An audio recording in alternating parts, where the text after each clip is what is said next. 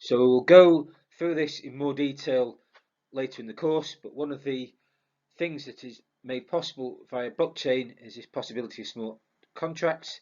So blockchain's digital nature means that users can automatically trigger transactions between nodes.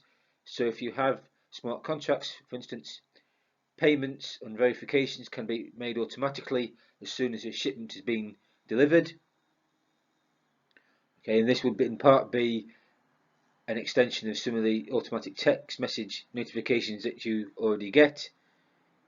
Okay, so there's a couple of references here in City and Lacarni, Tapscott and Lawrence, but this does lead to the potential for foundational societal change across a diverse range of applications. So the basic point of this, I think, is that it boils down to two main things here with these blockchain applications. Firstly, convenience. Secondly, consensus. So for convenience, this just means that transactions become easier and you can perhaps get through layers and layers of red tape. For consensus, this is essentially being able to check as close as humanly possible that something is indeed true and that something has indeed happened.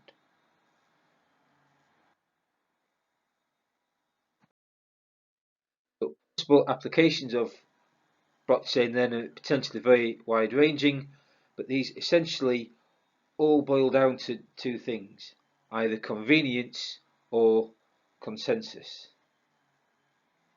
So some possible applications listed by Jun in 2018 are EID, land registers, social security records, securities trading. So all these things I would say have a sort of legal basis. So the point there is a sort of consensus mechanism. Photovoltaic technology. Again, this is something that you may not think of automatically. The point there again would be consensus. Information risk in supply chains. So again, I think the main thing there would be consensus. Lots of applications mentioned by Nuffa et al. In 2017. So insurance, music industry, download royalties, decentralized storage and logistics, decentralized Internet of Things, anti-counterfeit measures. So remember, there's two main points here, convenience and consensus. So you can imagine sort of convenience in relation to collecting music industry download royalties and managing transactions. For these rest of these other things, though, I think the main point is having a consensus and a checking mechanism.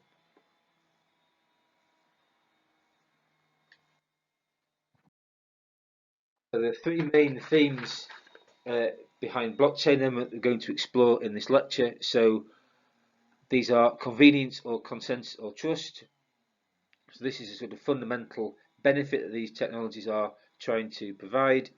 In some ways, these things can be thought of extensions of existing infrastructure and existing practice, and there are also some important obstacles to be overcome. So this just reflects that nothing is ever perfect, and blockchain certainly isn't perfect. So aspects of convenience are largely related to extensions of the present day and existing infrastructure. The main point really with that is to potentially cut through layers and layers of bureaucracy and potentially loads of red tape. This may, however, have costs attached if large numbers of people are suddenly rendered unemployed. The consensus aspect, this sort of verification for as close as you possibly can get to absolute truth, is probably the true innovation, the most important thing of all this. And it says that obstacles to be overcome, so this would share similarities with existing infrastructure and, as you see in your day-to-day life, no technology and no technological innovation is ever perfect, at least in the first instance. So for applications with respect to this theme of consensus, there's two main things to really watch out for here: money and transactions, or legal stuff. Okay, so you've got the whole list of potential applications there by Jun in 2018. So EID, land registers, social security records, security trading.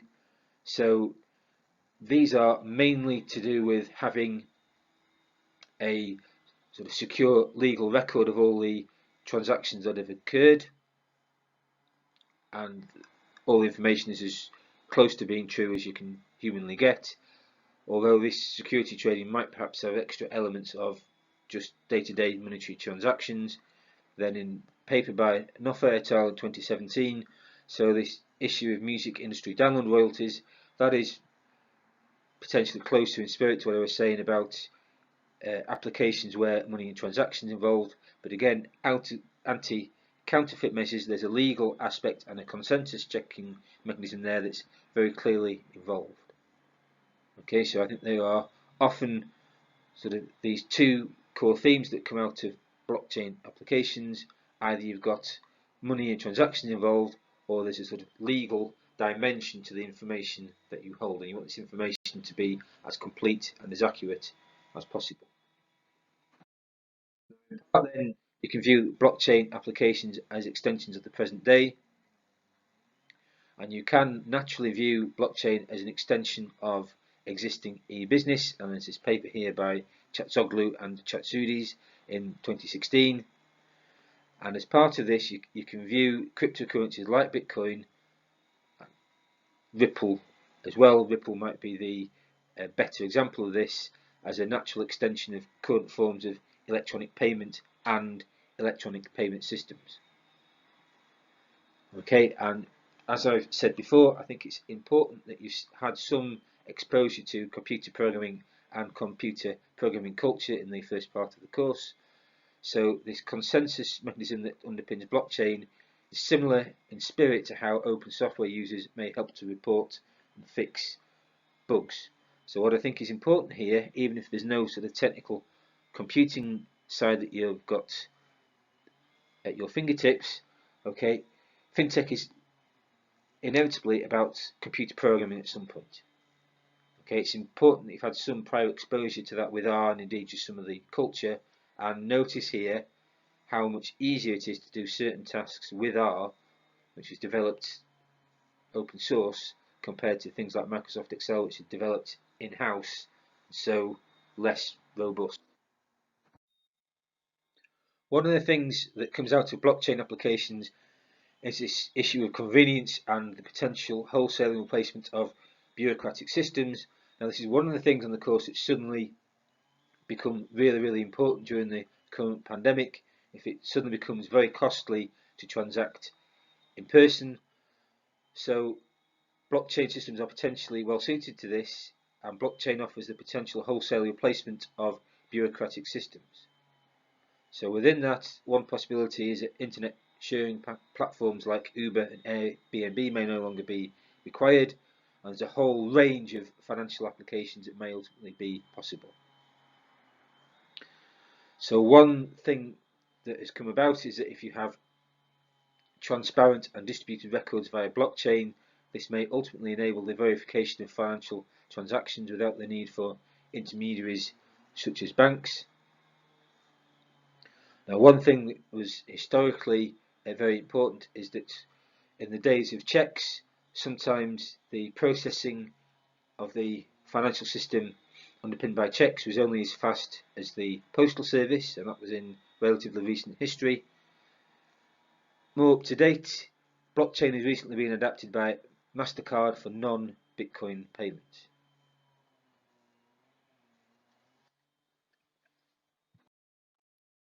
So no technology is ever perfect.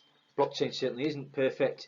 There are a number of obstacles that remain to be overcome, and one thing that is true for blockchain is that there's potentially lots and lots of lessons that you can learn from history. So blockchain is a fundamental technology, potentially wholesale changes that can be made as a result of blockchain, especially in relation to bureaucracy and skilled professional jobs. Lots of these jobs may suddenly become redundant.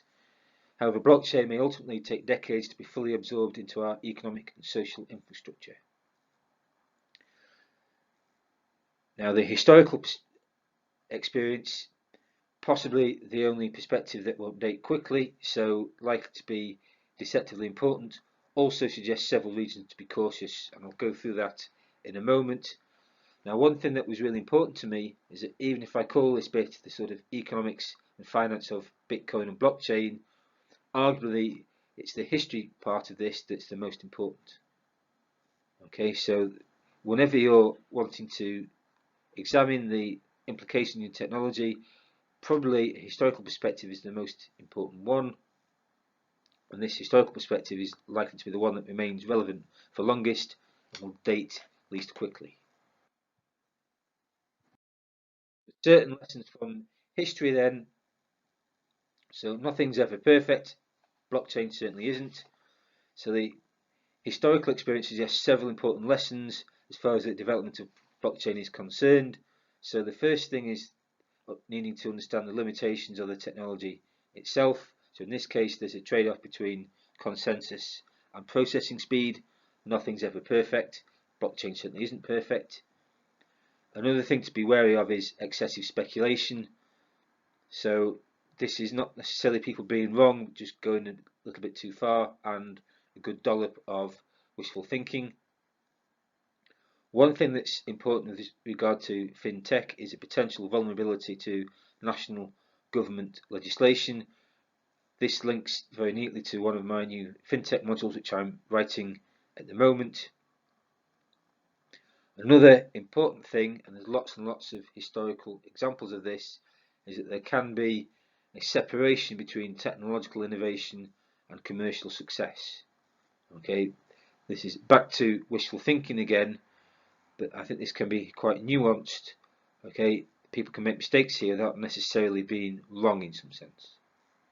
Okay, a classic example I would say here, Concorde, brilliant technological innovation, but complete commercial failure. There are a number of reasons to be careful here, one key reason being limitations in the fundamental technology itself. The key issue with blockchain is this trade-off between the level of consensus and the processing speed. The comment is made in this paper here by Abrahamson in 1991 that technological adoption does not always benefit adopters.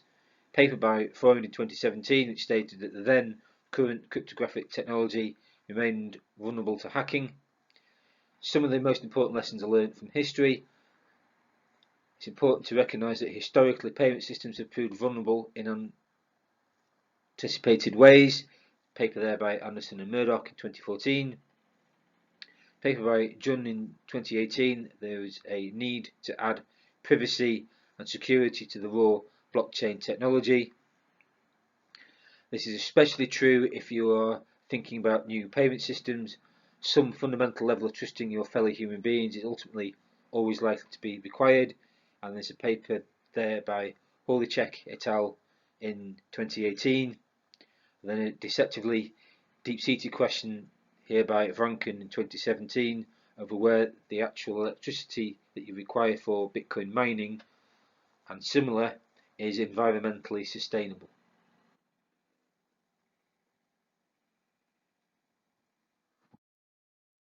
The second reason to be careful is excessive speculation. I think this is always a danger with any human society, and this has been true since before Roman times. Some people have explicitly warned about the danger of excessive hype with respect to blockchain, in reference there to the paper by Holychek et al. 2018. It's a widely documented historical fact with some economic modelling thrown in. See Lecture 5 that excessive speculation can accompany periods of genuine innovation, so it's not necessarily that these people are wrong, they just go a little bit too far. I had an economic paper published in 2018. So extreme behaviour in cryptocurrency markets underscores some of the high risks involved, and I think that is essentially fundamental how these markets operate and have been constructed. So you need to be aware of that.